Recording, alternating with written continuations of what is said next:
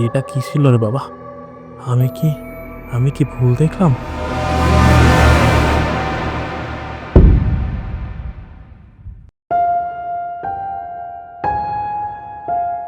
আমি রনিত। আমার বাবা ছিলেন একজন সম্মানিত পোস্টমাস্টার। সারা জীবন তিনি নিষ্ঠার সাথে গ্রামের মানুষের চিঠি, খবর, আনন্দ বেদনার বার্তা পৌঁছে দিয়েছেন। মাসখানিক হলো তিনি এই পৃথিবী ছেড়ে বিদায় নিয়েছেন। তার এই হঠাৎ করে চলে যাওয়াতে আমার পরিবারের পুরো দায়িত্ব এখন আমার কাঁধের উপর। বাবার মতোই এই অল্প বয়সে পোস্টমাস্টারের দায়িত্বটি পালন করতে হচ্ছে। তবে সময় বদলেছে। এখন আর আগের মতো চিঠি চল নেই। মোবাইল আর ইন্টারনেটের যুগে চিঠি যেন অতীতের এক মিষ্টি স্মৃতি হয়ে গেছে। মাসে দু একটা চিঠি আসে, আর সেগুলোকেই পৌঁছে দিয়ে আমার প্রধান কাজ। আর বাকি সময়গুলো অফিসের ছোট্ট ঘরে বসে কেটে যায়। কখনো জানালার ফাঁক দিয়ে আকাশ দেখি, আবার কখনো পুরনো চিঠির খামে বাবার হাতের লেখা খুঁজে বেড়াই।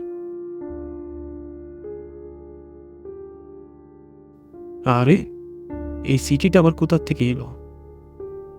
সপ্তাহখানিক মাঝে তো কোনো চিঠি এই পোস্ট অফিসে জমা পড়েনি। তাহলে এই চিঠিটা কোথা থেকে এলো? দেখি তো, কোথাকার চিঠি এটা?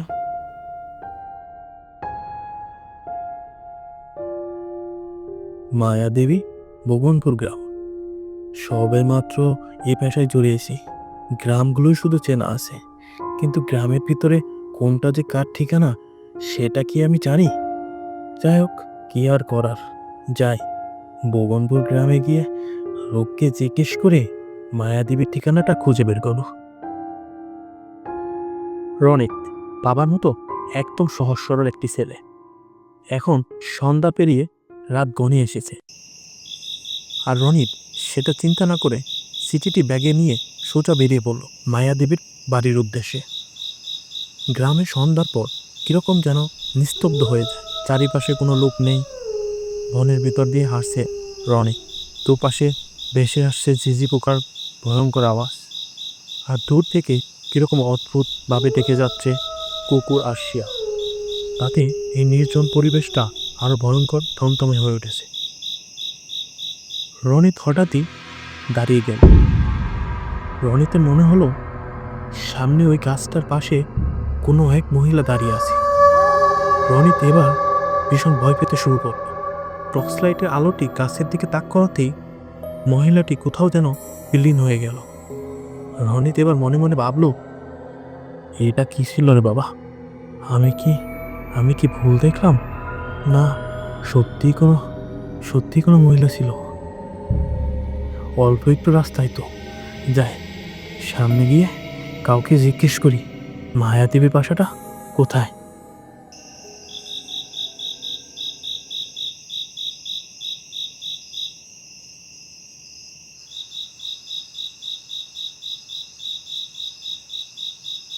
দাদা, এই গ্রামে মায়াদেবীর বাসাটা কোনটা? মায়াদেবীর তো একটা চিঠি ছিল, এটা আমাকে পৌঁছিয়ে দিতে হবে। লোকটি কিছুক্ষণ চুপ হয়ে রনিতের দিকে তাকিয়ে রইল।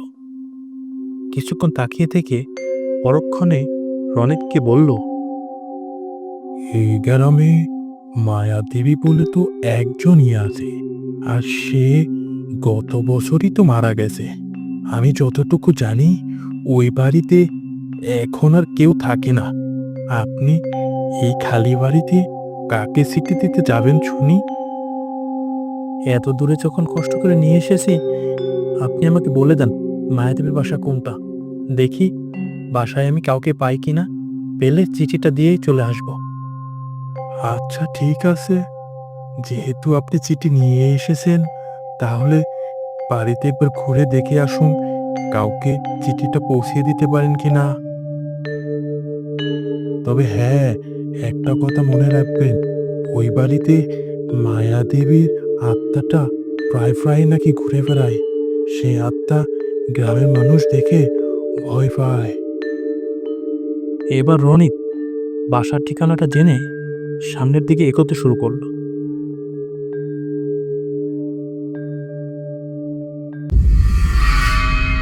এবার রনিত ধীরে ধীরে মায়াদেবীর উঠানে এসে থামল। বাড়িটা বেশ নির্জন এলাকায়, আশেপাশে কোনো বাড়িঘর নেই।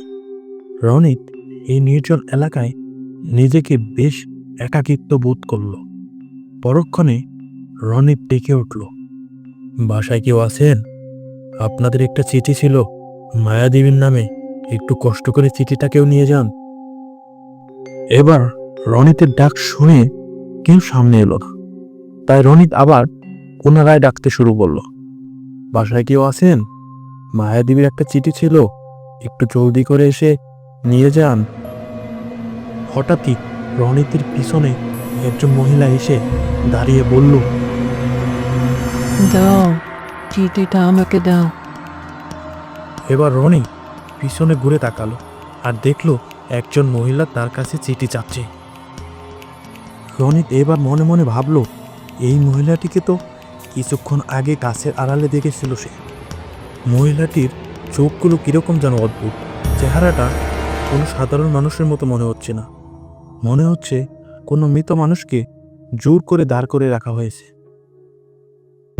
এবার মহিলাটি একটু অদ্ভুত কণ্ঠে বলল, আমি মায়াদেবী, বিফি কথা না বলেই চিঠিটা দিয়ে এই জায়গা ছেড়ে চলে যাও, না হলে তুমি কিন্তু অনেক বড় বিপদে পড়ে যাবে, বলে রাখলাম। রনিত মহিলাটির কথা শুনে আর কিছু চিন্তা ভাবনা না করে চিঠিটা ফেলে চোখ বন্ধ করে দৌড়াতে শুরু করে। মা বাঁচাও, বাঁচাও, বাঁচাও, বাঁচাও, বাঁচাও, বাঁচাও, বাঁচাও, বাঁচাও, বাঁচাও, মা বাঁচাও, বাঁচাও। রনিত আর দৌড়াতে দৌড়াতে মুদির দোকানের সামনে এসে থামল। আরে দাদা, আপনি এরকম হাঁপাচ্ছেন কেন? আর বলবেন না দাদা, আমি আমি স্বয়ং মহাদেবীর তার সাথে সাক্ষাৎ করে ফেলেছি। আর কিছুক্ষণ থাকলেই আমি হয়তো আর বেঁচে ফিরতাম না, তাই দৌড়ে পালাচ্ছি।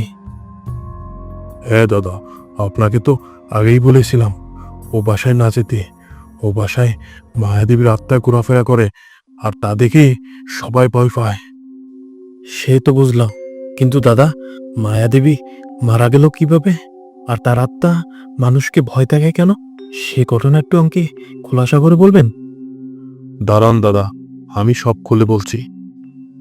মায়াদেবী খুব ভালো মানুষ ছিল। বিয়ের কয়েক বছর পর তাদের কোনো বাচ্চা কাচ্চা হয় না, আর তার স্বামী শহরের এক এনজিওতে চাকরি করত। 5-6 মাস পর পর বাড়ি আসতো আর মাঝে মাঝে দু একটা চিঠি পাঠাতো। আর এই সুযোগে গ্রামের কিছু দুষ্টু লোকজন মায়াদেবীকে নিয়ে অনেক ঠাট্টা তামাশা করত। বলতো যে তার স্বামী শহরে আরেকটা বিয়ে করে নতুন করে সংসার পেতেছে, সেজন্য মায়াদেবীর কাছে তার স্বামী আসে না। মায়াদেবী এসব কথা শুনে ভীষণ মন খারাপ করত। 4-5 মাস পর তার স্বামীর কাছ থেকে কোনো চিঠি আসে না। আস্তে আস্তে গ্রামের দুষ্ট লোকজনের কথা সে বিশ্বাস করতে শুরু করে। পরে সে মন খারাপ করে থেকে এক সন্ধ্যায় গলায় দড়ি দিয়ে আত্মহত্যা করে। তারপরে গ্রামের দুষ্ট লোকজন যাকে পায় তাকেই ভয় দেখায়, হয়তোবা তাকে মেরেও ফেলে। তুমি হয়তো পর গ্রামের, সেই জন্য মায়াদেবী তোমাকে আর কিছু করেনি। তুমি বড্ড বাসা বেঁচে গেছো ভাই। রনিত মুদির দোকানের ভাইয়ের কথাগুলো শুনে আর 1 মিনিটও দেরি করল না, সোজা বাড়ির পথে চলতে শুরু করল। রনিত কৌতূহলবশত মুদির দোকানের ভাইকে নিয়ে সরাসরি মায়াদেবীর বাসাতে পরের দিন সকালে এসে হাজির হলো, আর গিয়ে দেখলো চিঠিটা ঠিক সে জায়গায় পড়ে আছে যে জায়গায় ফেলে গিয়েছিল। এবার চিঠিটি হাতে তুলে রনিত পড়তে শুরু করল।